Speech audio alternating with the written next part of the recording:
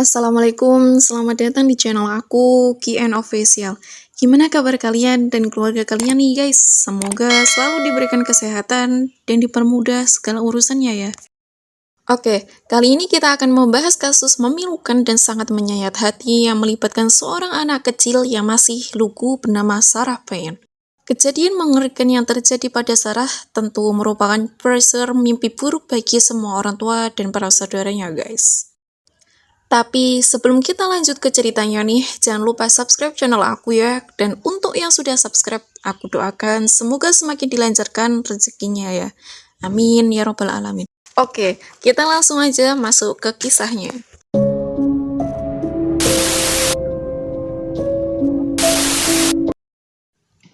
Pada 17 Juli tahun 2000 di Pulborough, Sussex, Inggris, dikejutkan dengan penemuan sosok seorang anak kecil yang setengah badannya terkubur di tanah, dan setengahnya lagi sudah tercabik tak cabik guys. Anak tak berdosa ini diketahui sebagai gadis kecil berusia 8 tahun bernama Sarah Payen. Sebelum kita bahas lebih dalam, alangkah baiknya kalau kita mengetahui dahulu siapa nih Sarah Payen guys. Jadi Sarah Payen ini adalah seorang gadis kecil asal Walton-on-Tees, Inggris yang lahir pada 13 Oktober tahun 1991. Sarah adalah anak ketiga dari pasangan suami istri Michael sama Sarah. Ini namanya ini hampir sama kayak anak mamahnya ya guys. Jadi anaknya ini Sarah, kalau ibunya ini Sarah, nggak pakai H. Jadi jangan sampai ketuker ya. Oke, lanjut. Sarah memiliki dua kakak laki-laki bernama Lee sama Luke, serta seorang adik perempuan yang bernama Charlotte. Nah, layaknya anak-anak yang pada umumnya, Sarah, Lee, Luke, dan Charlotte itu adalah anak-anak yang super ceria. Mereka senang bermain, saling menyayangi, dan saling menjaga. Keadaan kedua orang tuanya, Michael dan Sarah Payen, juga baik-baik aja. Mereka adalah orang tua yang sangat menyayangi anak-anaknya. Mereka juga memperlakukan setiap anaknya dengan baik. Dan bisa dibilang bahwa keluarga Payen adalah keluarga yang super harmonis, keluarga sehat, dan keluarga yang sangat bahagia guys. Tapi pada tanggal 1 Juli tahun 2000, Payen Family tidak bisa lagi merasakan kebahagiaan seperti sebelumnya karena hidup mereka dari hari itu berubah selamanya guys. Sebenarnya kejadian apa yang terjadi pada saat itu sehingga merubah segalanya? Nah, masuk.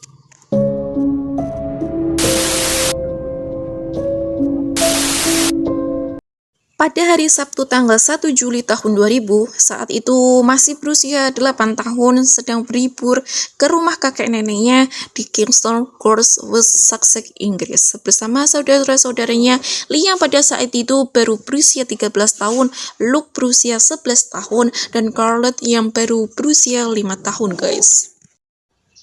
Rumah kakek nenek mereka ini memiliki sebuah halaman yang cukup luas untuk mereka bermain dan rumah itu sangat dekat sama pantai. Pada sore hari, pada hari yang sama tanggal 1 Juli, itu seluruh keluarga Payen, yaitu Sarah, Lee, Luke, dan Kurt pergi ke pantai untuk berjalan-jalan sepanjang bibir pantai. Setelah puas bermain basah-basahan nih, Sarah sama saudara-saudaranya itu pergi main petak umpet guys di sebuah ladang jagung di dekat rumah kakek neneknya. Lee sama Luke berjanji pada orang tuanya untuk selalu menjaga adik-adik mereka dan tidak akan meninggalkan nih adik-adik perempuan yang lucu-lucu ini. Namun, saat mereka sedang bermain kayak anak kecil pada biasanya lah ya, tiba-tiba kepalanya Sarah itu gak sengaja nih kejedok dan nangislah dia. Dia mau berjalan pulang nih guys ke rumah kakek neneknya. Sebagai kakak yang baik, Lee mengikuti adiknya berjalan dari belakang Sarah dari ladang jagung ke rumah kakek neneknya guys. Nah, setelah Lee baru setengah jalan, dia itu melihat ada mobil van putih melewati ladang tempat mereka bermain guys. Lee pada saat itu mencoba untuk menghampiri Sarah, tapi tiba-tiba dia bingung. Loh, adiknya kemana? Dia malah melihat mobil van putih itu kembali bergerak ke arah yang berlawanan dan menikmati Lee sedang berdiri sambil tentunya pada saat itu dia nggak kepikiran apa-apa guys. Cuma kayak tadi adiknya ada di situ, tapi kok tiba-tiba nggak ada. Lee pada saat itu berpikiran mungkin Sarah jalan jauh lebih cepat biar cepat sampai duluan. Dia pun kembali ke rumah kakek neneknya untuk mencari adiknya, tapi ternyata Sarah belum kembali ke rumah guys.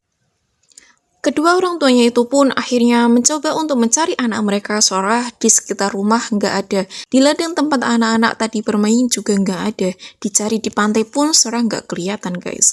Karena mereka masih mencoba untuk mencari Sarah dan belum bisa menemukannya, akhirnya kedua orang tuanya memutuskan untuk melaporkan hilangnya Sarah ke polisi guys.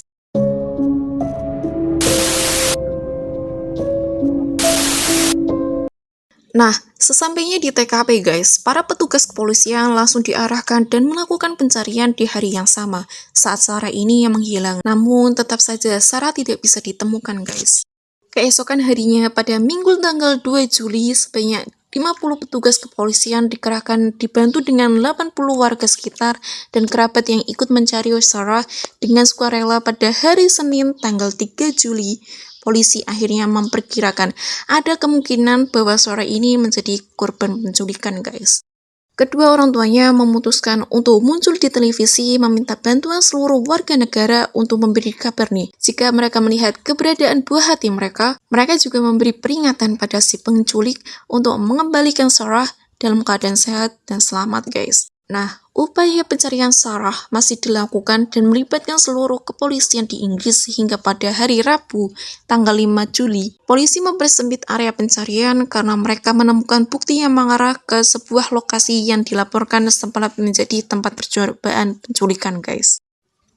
Pada hari Jumat tanggal 7 Juli tahun 2000, polisi melakukan reka ulang adegan untuk mengingatkan kembali orang-orang yang kemungkinan menjadi saksi dari kejadian hilangnya Sarah, guys. Selama 1 minggu pencarian, polisi juga berhasil mengumpulkan beberapa sampel yang bisa digunakan untuk dicocokkan dengan DNA milik Sarah. Tapi sayangnya, ketika hasil DNA-nya keluar, tidak ada satupun sampel yang cocok sama DNA Sarah, guys. Pada hari Sabtu tanggal 8 Juli, polisi itu mulai menggunakan penghalang jalan dan mereka menyetop semua orang yang lewat. Ditanyakan apakah mereka sempat melihat ada mobil van putih seperti yang dilihat Lee memasuki minggu kedua pencarian Sarah. Pada hari Senin tanggal 10 Juli tahun 2000, polisi menerima sebuah laporan dari sebuah Knutford Service di Jalan Raya M6 Jersey pada pagi hari setelah Sarah menghilang, guys.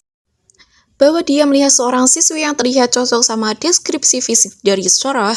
Karena pencarian sudah memasuki minggu kedua nih, dan kepolisian belum mendapatkan bukti besar yang bisa digunakan untuk mendekat ke lokasi di mana Sarah berada, detektif yang menangani kasus ini, Detektif Sean Scott, menyampaikan pada orang tuanya Sarah untuk bersiap menghadapi kemungkinan yang terburuk, guys. Karena menurutnya Sarah mungkin ditemukan, kalaupun ditemukan itu tidak dalam kondisi sehat dan selamat, guys.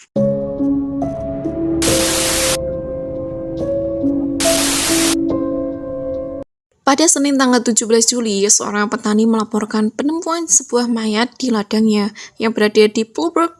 Mayat itu ditemukan tanpa busana dan terbuang dalam galian yang dangkal, setengah badannya masih berada di bawah tanah, sementara setengahnya itu keluar dari galian ya guys. Dan diperkirakan ditarik sama binatang, bahkan anggota tubuhnya tuh sudah robek dan tercabik-cabik guys. Dan ditulis dalam reportase, bahkan beberapa anggota tubuhnya itu sudah tidak ada, hilang sebagian besar, rambutnya sudah terlepas dari kepalanya, dan tumbuhan liar mulai menyatu dengan tubuhnya, guys. Keesokan harinya, pada 18 Juli tahun 2000, polisi mengonfirmasikan bahwa mayat yang ditemukan itu adalah Sarah Payne yang telah menghilang selama 7 hari, guys. Karena Sarah Payne sudah ditemukan nih, dalam kondisi yang sudah tidak bernyawa, polisi akhirnya mengubah kasus penculikan Sarah Payne ini menjadi kasus pembunuhan, guys. Pada Kamis 20 Juli tahun 2000, ditemukan salah satu sepatu hitam berukuran kecil di pinggir jalan di sebuah desa kecil Colham yang jaraknya itu kurang lebih 20 menit dari lokasi penemuan Sarah Payne, guys. Saat sepatu tersebut dicek lebih dalam nih, ditemukan adanya 2 serat bahan, salah satunya adalah serat kain berwarna biru yang cocok dengan baju yang dikenakan Sarah di hari dia menghilang, dan serat lainnya adalah serat kain berwarna merah yang diperkirakan ada kaitannya dengan sang pembunuh, guys. Setelah mendapatkan bukti tambahan itu, polisi terus berusaha untuk mencari siapa nih pembunuh Sarah Payne, guys. Tapi selama hampir 1 tahun polisi masih tidak menemukan apapun, guys. Nah, sampai di tanggal 6 Februari tahun 2001, polisi akhirnya menangkap seorang pria bernama Roy Betting yang didakwa sebagai pembunuh Sarah Payne. Jadi, siapakah Roy Whiting ini dan bagaimana caranya polisi bisa menangkap dia di saat 1 tahun setelah menghilangnya Sarah Payne, guys?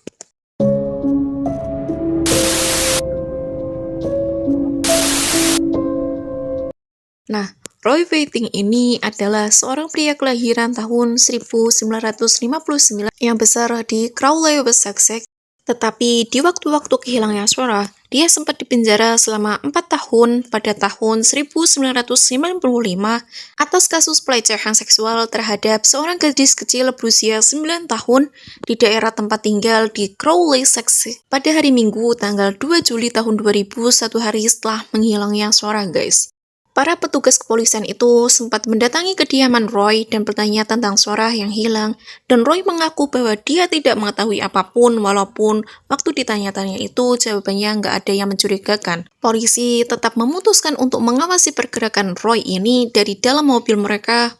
Mereka kemudian melihat Roy ini pergi menggunakan mobil van putih miliknya dan mengambil sesuatu, dan tanpa sengaja Roy ini menjatuhkan sesuatu dari mobilnya, guys, di sebuah pengisian bensin di daerah Freiburg. Tapi sayangnya pada saat itu polisi belum menemukan mayat Sarah yang ternyata ada di lokasi yang sama, guys. Roy pada saat itu di bulan yang sama pada 23 Juli atau sekitar 6 hari setelah Sarah badannya ditemukan, Roy itu ditangkap dan menjalani hukuman 22 bulan penjara atas kasus pencurian mobil. Dan pada tanggal 31 Juli, polisi kembali menangkap Roy dan menanyakan hubungannya dengan kasus menghilangnya dan kematian Sarah Payne. Polisi tidak juga mendapatkan jawaban dan bukti konkret yang bisa memberatkan Roy, guys. Jadi, Roy ini kemudian dibebaskan untuk kedua kalinya. Nah, saat menjalani hukuman yang 22 bulan tadi, polisi akhirnya melakukan tes forensik pada mobil yang dia gunakan di hari yang sama Sarah menghilang, yang mobil van putih tadi, dan mobil itu deskripsinya mirip banget sama mobil yang dilihat Lee di hari adiknya menghilang, guys. Saat memeriksa van putih tersebut, polisi menemukan sebuah kaos berwarna merah milik Roy yang ternyata cocok dengan serat yang ditemukan di sepatu Sarah. Dan setelah diperiksa lebih lanjut, di kaos merah tersebut tadi itu ditemukan 47 helai rambut, dan satu di antaranya adalah rambut Sarah Payne. Dari situlah, polisi yakin bahwa Roy Whiting ini adalah pelaku yang dicari-cari satu Inggris setelah 7 bulan Sarah menghilang dan kehilangan nyawanya, guys. Pada 6 Februari tahun 2001, Roy Whiting kemudian dijadikan sebagai tersangka pembunuhan Sarah Payne. Meskipun Roy pun sudah ditangkap nih, dia bersikukuh bahwa dia tidak bersalah atas pembunuhan Sarah Payne, guys.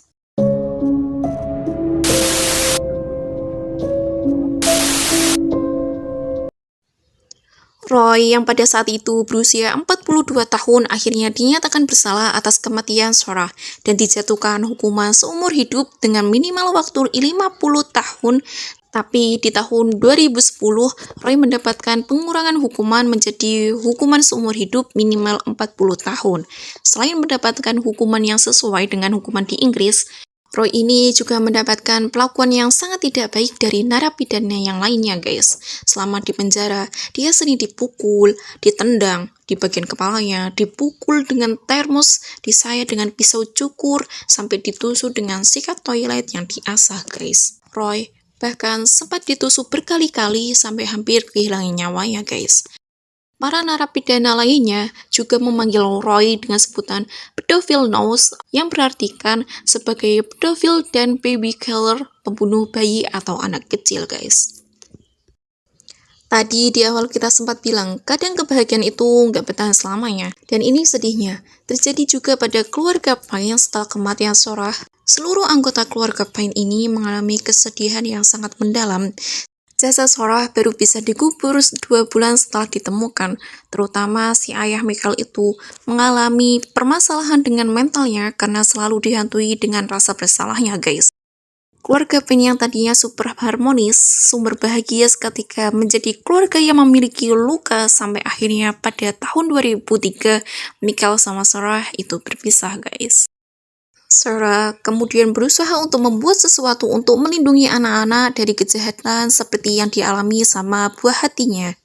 Dia berkampanye tanpa lelah guys, untuk membuat perubahan undang-undang yang memungkinkan seseorang bertanya kepada polisi tentang informasi orang-orang asing yang mendekati anak-anak mereka. Dan akhirnya pada tahun 2008, Child Sex Offender Disclosure Slave atau pengungkapan pelanggaran seks anak itu mulai dikenal di beberapa wilayah di Inggris. Program ini berfungsi agar setiap orang tua itu bisa menemukan dan mendapatkan informasi tentang orang-orang yang bisa mengancam keselamatan anak-anak mereka, seperti penculikan maupun pedofil. Program ini juga lebih dikenal dengan nama SORAS Law. Dan melalui program ini, sekitar 200 anak setiap tahunnya berhasil diselamatkan, guys. Oke, jadi mungkin itu saja kisah miris yang dialami oleh anak kecil lucu Sarah Pine. Dan mungkin dari kisah ini ada dua hikmah yang bisa kita ambil nih. Yang pertama dari kisah ini, emang kebahagiaan gak akan bertahan lama. Terbukti setelah hilangnya Sarah, keluarganya jadi trauma sampai-sampai orang tuanya memutuskan berpisah, guys. Dan yang kedua, walaupun ada kesedihan, tapi dari kejadian yang dialami Sarah, ternyata banyak anak-anak yang selamat dari kasus yang sama karena usaha ibunya yang terus berkampanye, guys. Oke, gimana menurut kalian sama kasus kali ini nih? Tulis di kolom komentar ya. Sebelum aku tutup video ini, jangan lupa subscribe channel aku ya teman-teman. Karena aku gak sabar ketemu kalian lagi di video aku selanjutnya. See you guys.